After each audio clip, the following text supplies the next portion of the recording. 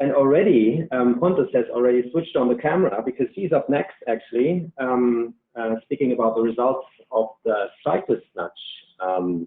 Pontus, this will be your stage. Please go ahead. Perfect. Hi. So I'm here to talk about the cyclist nudge studies that we have done in Sweden as well as in the Netherlands. Next slide, please. So the questions that we try to answer is if it's possible to nudge cyclists to slow down before dangerous intersections. And we've also looked into what can be considered a dangerous intersection. What is that, and in what situations do we want to slow down cyclists? Because obviously we don't want cyclists to cycle slow all the time. And we have also looked into a bit if we can nudge cyclists to change trajectory, but to a smaller extent. Next slide. And so we've done a lot of different studies. We've done pre-studies, of course, with literature studies and simple experiments. And you can just forward all the bullets. Then we have had idea generation workshops in Sweden and in the Netherlands. We have had evaluation workshops. We have focus groups with bicyclists and other traffickants. We have had more experimental studies with both visual and haptic nudges for affecting speed and trajectory. Next. And we then from that try to select a solution to be implemented. We implemented the solution in the real world in both Sweden and the Netherlands and collected naturalistic data from those test sites. Did short interviews on location and long interviews and in instrumented bike study, and then we analyzed all these data. So next slide. So what we've actually done is that we have worked with an iterative design process, a very typical, I say, design process for where we work with idea generation, evaluating these ideas, develop these concepts, done studies, evaluated these studies, and so on, around and around, and to finally end up with the solution that is ready to be implemented. Next slide. And here you can see pictures from some of the studies. I don't think I can point. No, I can't. So you can see we have done our workshop studies. You can see in the middle picture from the corridor at the department where we just taped up different solutions, tried stuff, cycled indoors. We've done very simple studies in both in the Netherlands and in Gothenburg. We just draw on the street or tape up lines and observing what happens. And then we've done more evaluated these ideas, developed them further, did more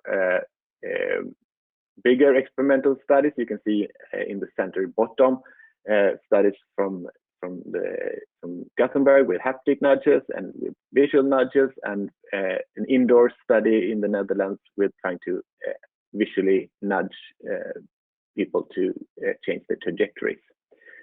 So it's been a long process of trying to come up with it. We haven't just sort of taken the first best idea, but really worked into trying to find an idea that works. And next slide. It's a video from one of our experimental studies in the city of Gothenburg, where you can see people biking over different nudging ideas, where we have tried narrowing down lanes. We have tried transverse stripes that get closer and closer to get some sort of speed illusion. We've had adaptive signs telling people how fast they go and having different types of messages on them.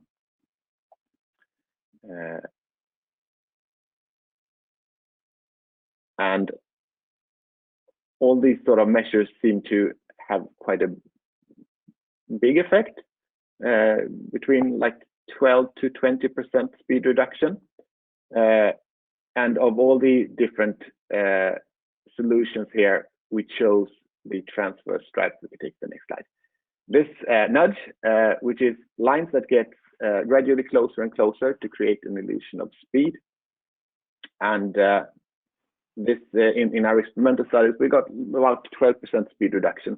And no negative side effects. These lines are not protruding in any way, so we don't get any sort of bumpiness, and which is super important. We found out in our experimental studies that, and also in literature, that cyclists really don't like bumpiness. So all sort of haptic nudges that created some sort of bumpiness, we didn't get any effect on speed, and we got people very annoyed.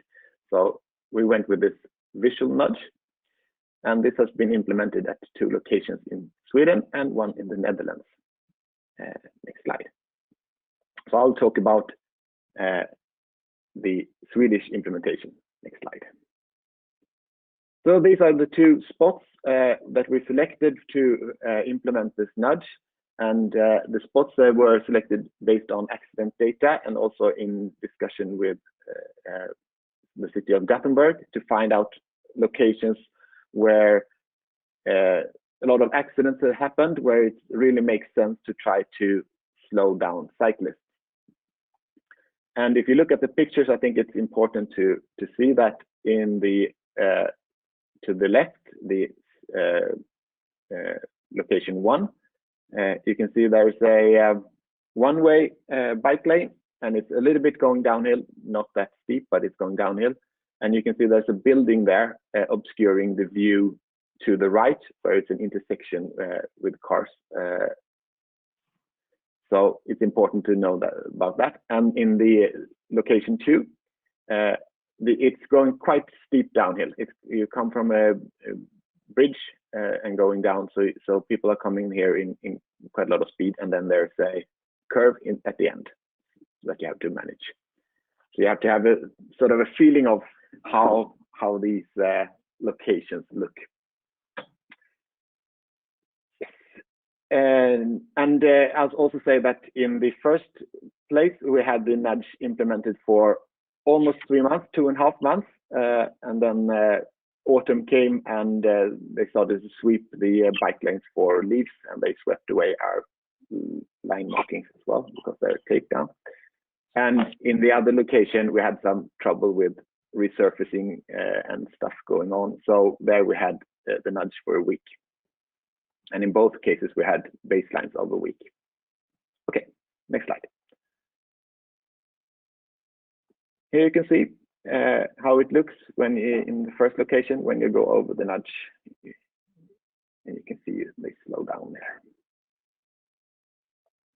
And then speed up again.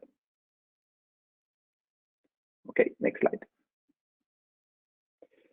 So at both locations, we collected our speed and trajectory data with Viscando Otus 3D Flex equipment, which is 3D cameras that then inside the machine treat this video data, and out comes just trajectories and speed. The sort of, you can see to the right. So it's anonymous speed and trajectory data, which is quite convenient. We don't need to have any sort of permits to do these sort of things, so that's good. And you can also see, if you look at the trajectories at the picture there, that you can see that there's most of the cyclists are going straight forward, and it's a thick line there, and that's the data that we have used for our analysis. But you can also see there's quite a lot of bikes going in the pedestrian area. There's quite a lot of bikes going out in the street because they want to turn left, and that's the easiest way to do that, is just to take the car lane.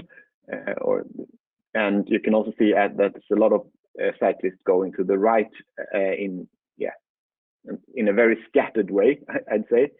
They most of them want to take a shortcut through a graveyard there.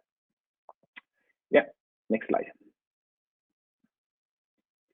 So, results. To what extent did the nudge reduce cyclist speed? You remember from the experimental studies, we got like 12% speed reduction. And in this case, it wasn't really the case. You can see at location 1 that in the beginning of the nudge, they have one speed, and then they slow down a bit, and then they more or less come back to the original speed. And the reason for that is that sort of building that obscured their view. So when they pass the building and they can see through the intersection, they can start pedaling again. There's a small effect. The nudge is nudging them to go a little bit slower, but it's not that much. And in location 2, you can see that they're slowing down through the whole nudge, which makes sense because they need to slow down before the curve. And also in this case, the nudge is helping them to slow down, but you can also see that in the treatment period, they start with a higher speed. So we try to think out why that happened. And next slide. Oh, next slide again, and next slide. And next. So one thing that we thought about is wind.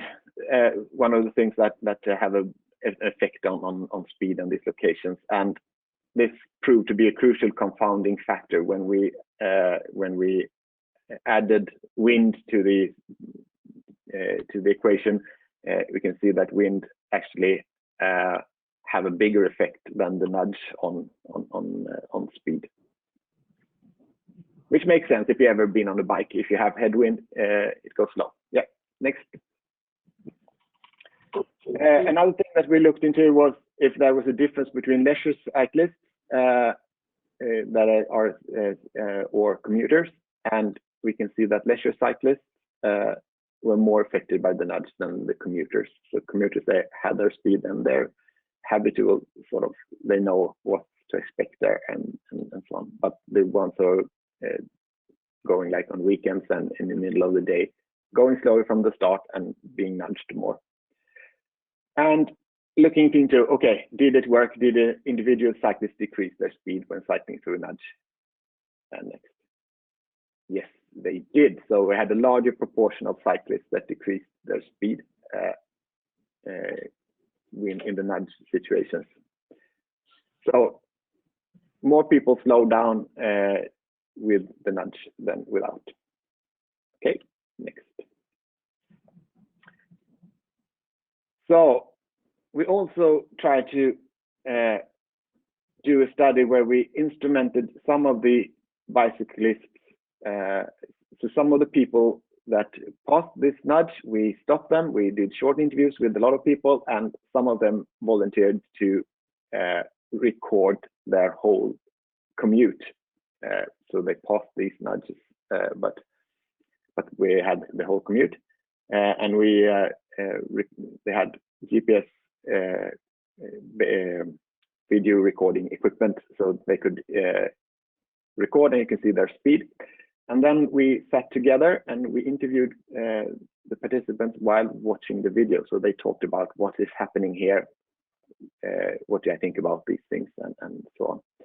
And all these locations and comments were analyzed together to see, okay, what is happening here? How do people describe this? What is, and we tried to find that, so we created a new method for describing and evaluating bike infrastructure design solutions. So why is these things happen? How do people interpret different situations? And I think that combined with the naturalistic data, it gives a quite good idea about nudging. So next slide. So a little bit more of video of people cycling in Gothenburg. Here you can see this is an example of the video from these studies.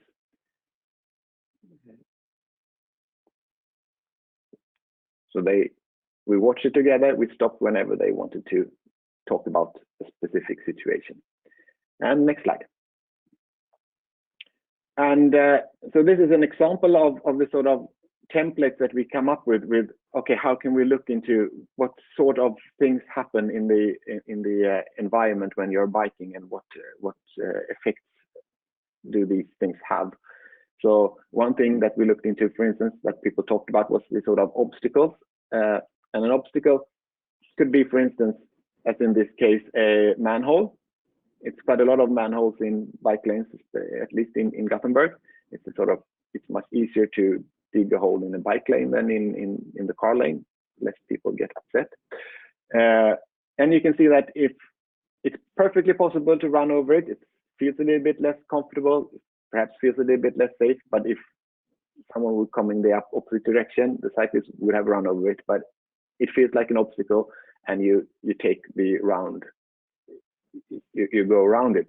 So in this case, you can say that, yeah, the infrastructure here nudges the bike to change the bikers to change their trajectory in a way that is probably involuntary. It's just happened, but we can see that these sort of things happen a lot in the bike infrastructure. That a lot of other things nudge people to change their behavior, and sometimes the effects of these unintended nudges might be bigger than the ones that we created. Next slide. So now it's Matin, I think. Oh yeah. So I guess if you're through, thank you, Pontus. Oh yeah, yeah. And I will come back, but yeah. Yes. Hello, Matin. Good to have you here. Hi. Yes, thank you. Hello, everyone. Thank you for joining the final event for the MeBeSafe. My name is Matin Nabavi Niaki. I work at SWOV, and along with the Swedish team and TNO, we've been working on the cycling nudge study in the Netherlands. So in the next slide, yeah. Well, Pontus just presented the nudge study that was done in Sweden, and we adopted the same nudge in the Netherlands. The only difference is that the type of location was different, because while in the Swedish study, they focused on an intersection between a bike lane and the road with the aim to reduce the cyclist speed. In the Netherlands, we had to find another target location. Because in the Netherlands, the issue of high-speed cyclists approaching an intersecting road, while important, is not so critical, which is because of the design of the cycling network, especially at intersections, and also the well-established cycling culture and the higher awareness of drivers, especially at intersections in the Netherlands. And so we looked deeper into situations which need some more attention in the Netherlands compared to other countries. And we came up with the cycling intersection, where two off-road cycling facilities meet. And in the Netherlands and in most spaces, vehicle-cyclist interactions have been well studied, and mitigating strategies have been implemented, whereas cyclist-cyclist interactions haven't really been studied. And we focused on that because in the Netherlands, cyclist-cyclist crashes account for 13% of all road crashes, which is considerably high value. And so we selected an intersection with two cycling facilities in Eindhoven, with the objective to determine the effectiveness of an infrastructural nudge to support the smooth merging of cyclists at very busy bike lanes. The bike lane under study are two facilities separate from the main road. So they're two off-road cycling facilities. And as you can see in the picture here, cyclists are merging from the left side, shown in the yellow arrow. And further information about the intersection are that there are no traffic lights. And the cyclists coming from the left turning into the cycling facility have the right of way. At this specific location, there's a very high cyclist flow because it's close to the Eindhoven railway station, with roughly 10,000 cyclists going through that location per day. In the next slide, we can see, first of all, the design of the nudge. As I mentioned, it's similar to the one in Sweden, with the transverse lines gradually reducing in speed, in distance as they approach the intersection. And it was implemented in a similar way, putting flat white tape on the pavement. And this was to give the illusion of to the cyclists that they are traveling faster than they are, and so they would be nudged to slow down. So the nudge was implemented on the through traveling cyclists to allow for the right turning cyclists who have right of way to safely merge into the bike lane. And the left picture, you can see that the location of the intersection, the issue at this specific location is that the cyclists traveling from under the bridge who have right of way, and it's shown in the yellow arrow, they're not very visible to the through traveling cyclists. And as a result, the through cyclists would travel at their normal speed and only see the right turning cyclists when they reach the intersection, causing some evasive maneuvers or harsh braking, and it would cause some conflicts with turning cyclists. And so the nudge was applied to the through cycling facility side, as you can see in the right picture. And this was aiming to bring more awareness and allow for more time to see and react to the right turning cyclists as they slow down. In the next slide, yes, this is the implemented nudge at the location. And I think you can click 2 more times to look at the arrows. Yes, so in the left image, we can see the direction of the cyclists going towards the intersection and the transverse lines getting closer to each other. And on the right side, we can see that it's not really clear from under the bridge whether or not there are cyclists coming. And on the top in the small red boxes, you can see the cameras that were installed, and we collected video data starting from December 1st in 2019 for 2.5 days for the scenario with the implemented nudge and for the base scenario without the nudge. In the next slide, I'm going to be talking about the conclusions. So we collected video data, and we found roughly 2% reduction in the cyclists' mean and median speeds after the implementation of the nudge. The cyclists traveling through the nudge slowed down, showing that the nudge was able to provide the illusion of speeding, and so the cyclists slightly slowed down. This was done from the video data, and we automatically extracted the trajectories and looked at the speeds, and it was nice to see that the cyclists were able to reduce their speeds. Of course, there are limitations to our studies, including the fact that it's difficult to isolate the effect of the nudge given conditions such as weather, as Pontus mentioned, and other interactions between the road users at the intersection, and also the very high number of cyclists that are going through the location that could also have an effect. But all in all, it's nice to see that given a small, easy and affordable adjustment, we were able to see some reduction in speed from the cyclists. That's it for our study. Pontus will now give a more general conclusion of the work done in the cycling nudge study. Okay, thank you. Yeah. Next slide, or yeah. I think that the important conclusion is that yes, it works. We actually see that we can nudge cyclists to slow down.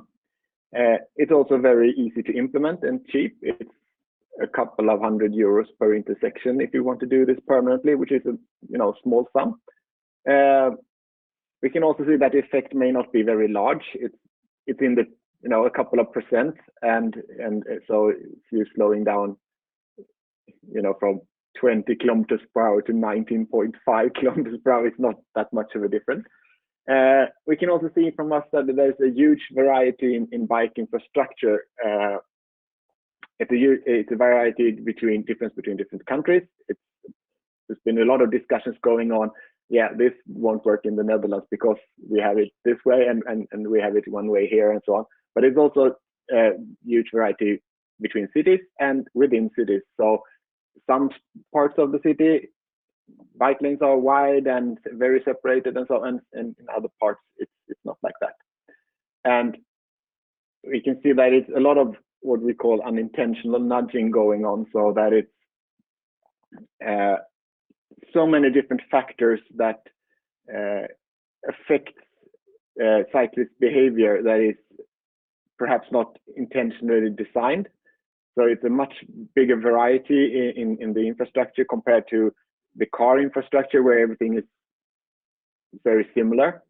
And that is something to continue, I think, the work with, and trying to, it's an opportunity there to try to see how we can handle this, because of course,